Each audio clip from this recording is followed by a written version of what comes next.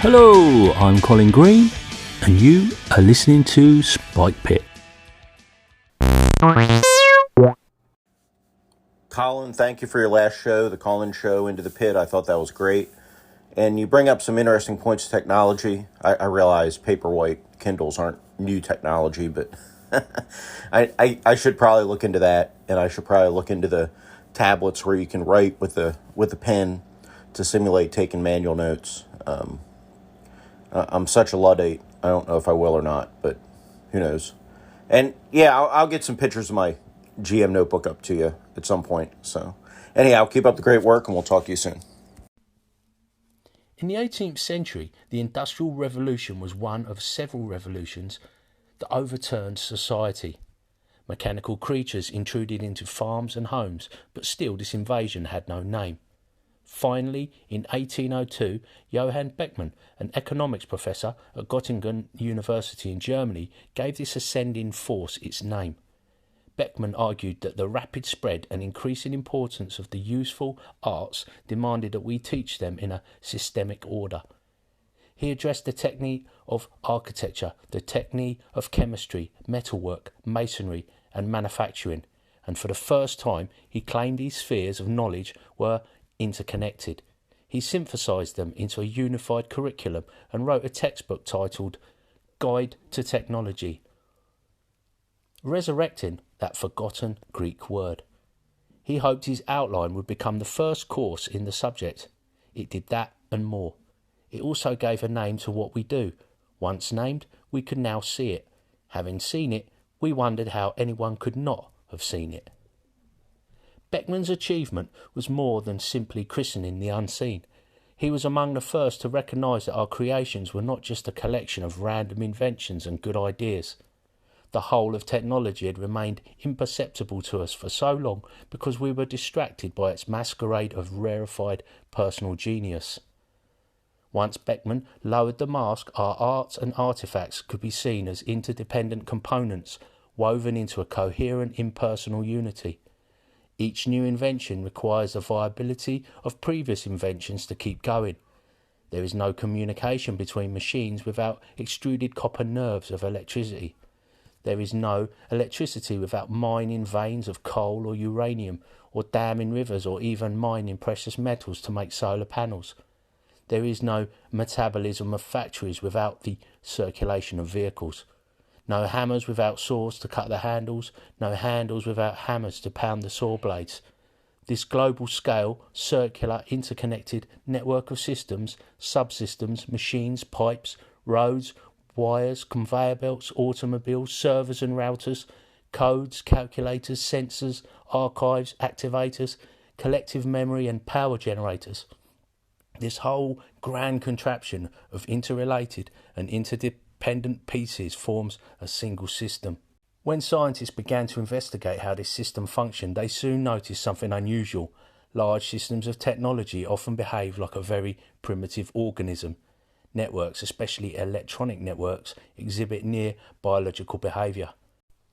And that reading was an excerpt taken from What Technology Wants by Kevin Kelly, published in 2011. It's a book that talks about the place of technology in the universe, and I haven't finished it yet, but so far I'm finding it a most interesting read, and thought that was kind of pertinent when thinking about role-playing games and Jason's comments and there's sometimes awkward relationship we as players oftentimes have with technology at the table, especially some of us older players. The Luddites were a secret oath-based organisation of English textile workers in the 19th century, a radical faction which destroyed textile machinery. The group are believed to have taken their name from Ned Ludd, a legendary weaver supposedly from Anstey near Leicestershire. They protested against manufacturers who used machines in what they called a fraudulent and deceitful manner to get around standard labour practices. Luddites feared that the time spent learning the skills of their craft would go to waste, as machines would replace their role in the industry. Many Luddites were owners of workshops that had closed because factories could sell the same products for less. But when workshop owners set out to find a job at a factory, it was very hard to find one because producing things in factories required fewer workers than producing them same things in a workshop. This left many people unemployed and angry. Big thanks then to Jason of Nerds RPG Variety Cast for giving me a little bit of inspiration, sent me down a little bit of a rabbit hole with regards to technology. It's something I've got to come to terms with on a day-to-day basis, and I'm doing some reading around that subject. Talking of reading, I've discovered this author, Ballard. Apparently a little bit contentious. Is it J.G. Ballard? Was it H.G.? No, it's definitely J.G. Ballard. Written loads of books, a real interesting character, and I just read an ebook on my Kindle, Paperwhite, High Rise, a dystopian novel. It's the descent into anarchy and social breakdown of a 40 floor high rise in a Le Corbusier type of style, 2,000 plus apartments.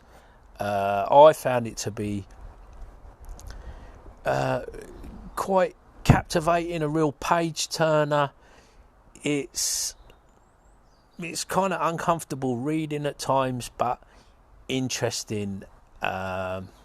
I'm no book critic, but it did capture my imagination, and I'm quite keen to read some more by this author. Like I say, he's got a big back catalogue of work. So yeah, I'll keep you posted. In the meantime, talking of back catalogues, I've been into my back catalogue, and I've got this call in from Arlen. I was inspired after putting his call in last time and mentioning Arlen of Live from Pelham's Wasteland.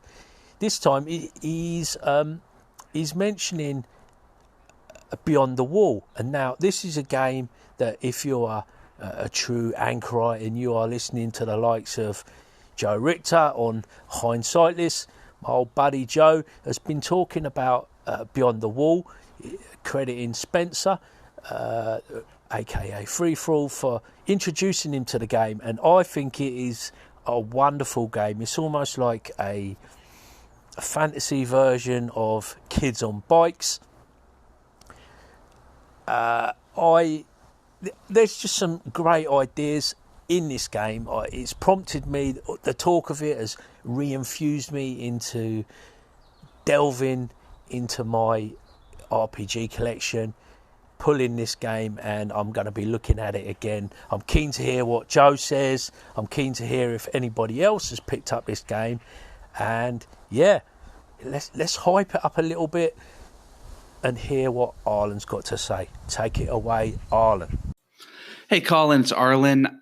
Your episode on collaborative wilderness creation for the Perilous Wilds made me think of two different games, so I was going to tell you about those. The first off is Beyond the Wall, which I don't know if I've talked to you about it before. It's an OSR-ish game, but one of the really cool things that they do is they have kind of Powered by the Apocalypse or Dungeon World style playbooks, and the playbooks are how you create your character. It's got a bunch of kind of interlocking random tables that also have a stage where the player characters collaboratively build the village that they're from. The assumption is that all the player characters are from one kind of small village in a larger fantasy world.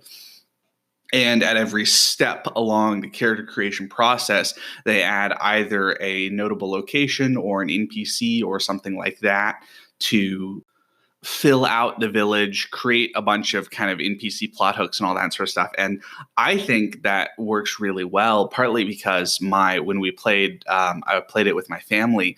And one of the big things was they got, really attached to the NPCs that they had created.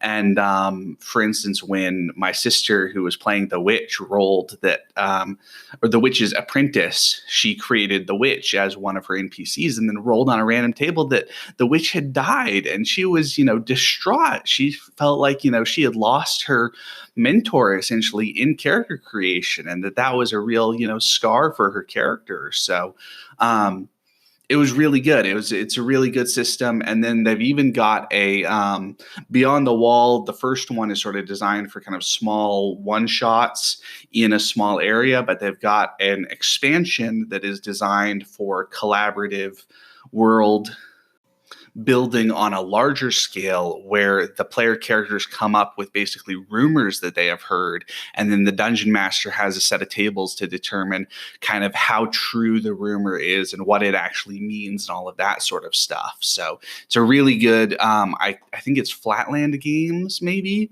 that publishes them. I think you can get most of the books in PDF for pay what you want or very cheap. So worth checking out.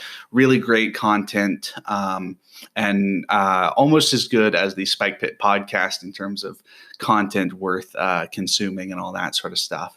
The other game I was going to mention is another kind of interesting game with some cool collaborative world building mechanics, and that is Legacy Life Beyond.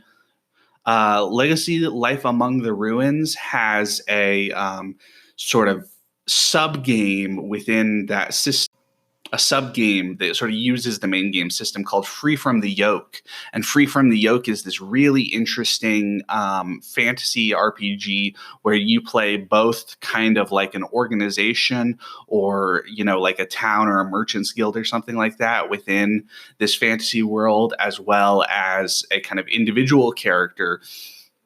But your organization stays the same, but your individual character becomes a part of sort of the GM tapestry over time. So it's a really cool system. But one of the cool things about it is that as you play, there's a lot of collaborative world building stuff that is inherent to the playbook. So like if you choose to play as the sort of merchants guild, you're responsible for drawing trade routes on the world map and stuff like that. So it has this really cool collaborative world building element that allows for the players to be involved both with the kind of starting position of everything and for the way that the world changes over time, because that's one of the big sort of themes of the game.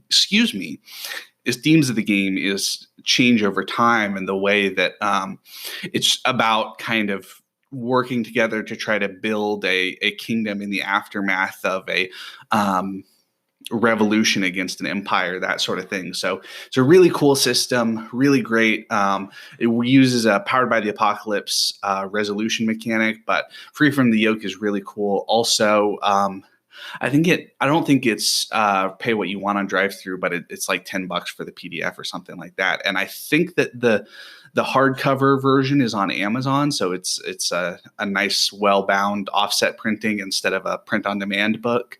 So anyway, 2 games that you should check out, and I will talk to you soon. Here we go then. Another boxing up, clearing the shelves down, and you may have heard me talk about The Pillars of the Earth by Ken Follett, and I have gotten about 100 pages into this 1,000 odd page book, and nah, life's too short. I just so I enjoyed the first 100 pages, but I've set it down and I look at it, and it's like massive. You could kill a person with it, and I just can't get motivated to pick it up. So it's going in the box. Then I've got a couple of books here that have been kicking around for ages. A guy called BB wrote them some time back, and they're about these like little gnome characters that live in the woods. One's called the Little Grey Men. One called the other is called Down the Bright Stream.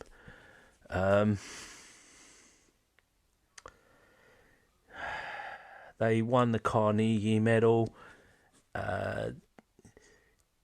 They're atmospheric, but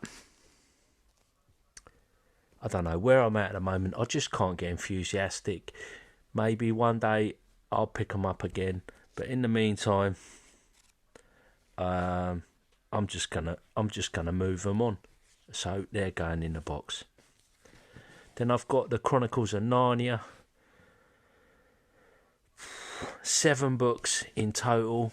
My favourite is The Lion, the Witch and the Wardrobe. It holds a fond place in my heart. But my kids never really took to these. And I had ideas of keeping them, perhaps, for future generations, perhaps my grandchildren. But these are like a really cheap set that I've got. And I don't know, they're almost a little bit tacky. And, if I ever want them, I'll buy them again. In the meantime, I can move them on. Perhaps someone else will enjoy them. I'm probably going to take some of these books into the school library, see what the librarian thinks, because they're in good condition. Then I've got 2 of these books I picked up by Madeline Hale, Table Fables 1 and Table Fables 2. They're just random tables, and there's nothing wrong with them. They're fine.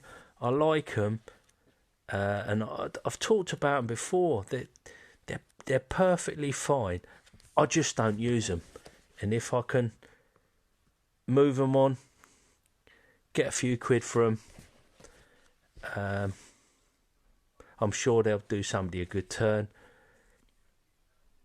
They're just not in my workflow, so why am I hanging on to them? So Table Fables, sorry, 1 and 2, you're going in the box.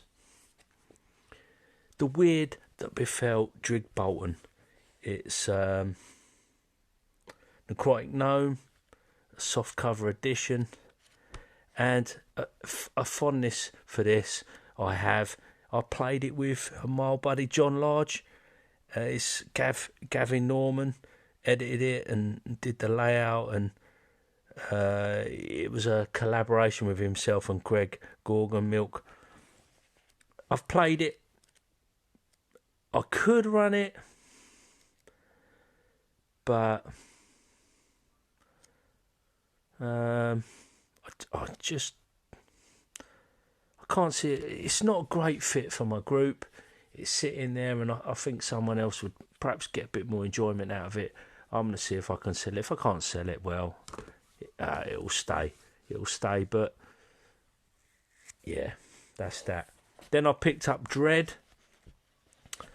An RPG famously uses the Jenga tower to create a bit of drama. I started reading it, and yeah, it's just, I don't know. I'm just I'm just not that enthused. It seemed like a good idea at the time. I picked it up, probably paid a bit too much for it. And now I'm sort of stuck with it. I can't ever see myself playing it. It's going in the box.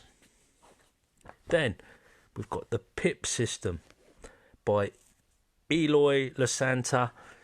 Now, I actually think the Pip System is alright. It's quite an interesting little system. It lets you generate almost anything in terms of a character. It's like a generic role-playing system. You can do loads and loads with it, and it's a really nice little book. In fact, I would recommend it to people. If you've not seen it, perhaps check it out. But it's just a bit outside of my wheelhouse, and they say you can't teach an old dog new tricks, and whilst I normally push back against that, in this case Third Eye Games is a little bit of a bridge too far for me. I played it a little bit with my brother Arfed. We played it a little bit, and he did make it work, in fairness, but it's just, it's the old story. You hear it again and again. So many games, so little time, and that takes us into Bubblegum Shoe. It's a white whale game for me. Lovely, lovely book. There's loads going on, but I've decided that this is way nicer production than Kids on Bikes, and in terms of a book that you might want on your shelf, you would choose Bubblegum Shoe every time.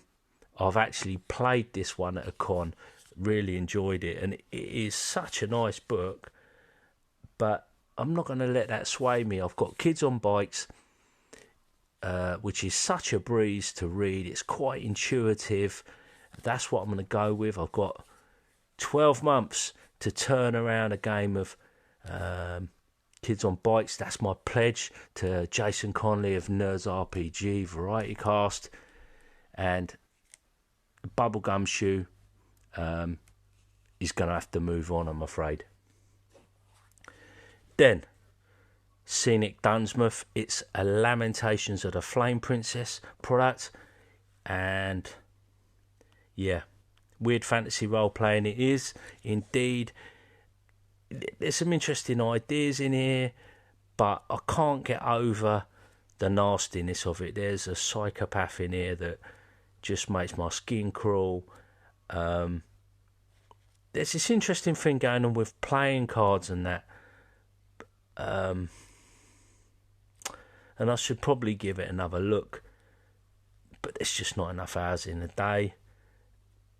It's going in the box. Simple as that. Talking of not enough hours in the day, A Red and Pleasant Land.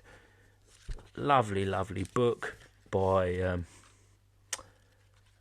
Zach Sabbath. It's just too wacky for my group. Lovely book, sort of thing. Cloth bound. Super nice binding, super nice production. I like the artwork and everything. But it's got this weird Alice in Wonderland vibe going on. I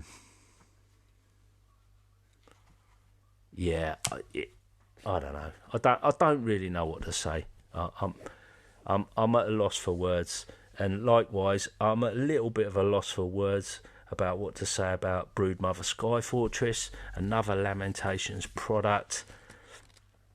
And I say this all the time, you cannot fault the production of these books. I like the format. They've always got some really strong ideas and strong content in there. But somehow, they never get to the table for me, and I feel guilty almost for hanging on to them. And it's time to turn that around and move it on. And then I've got this Michael Morpurgo book, Flamingo Boy, nothing to do with RPGs, nice little book, and that's just going to go in, fill the box up. So that's that, another boxing up recording.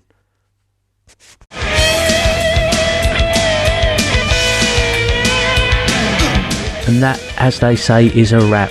Big thanks goes out to you, the listener, for taking a bit of time out of your day to listen to Old Spike Pit. Take care, and I'll catch you later.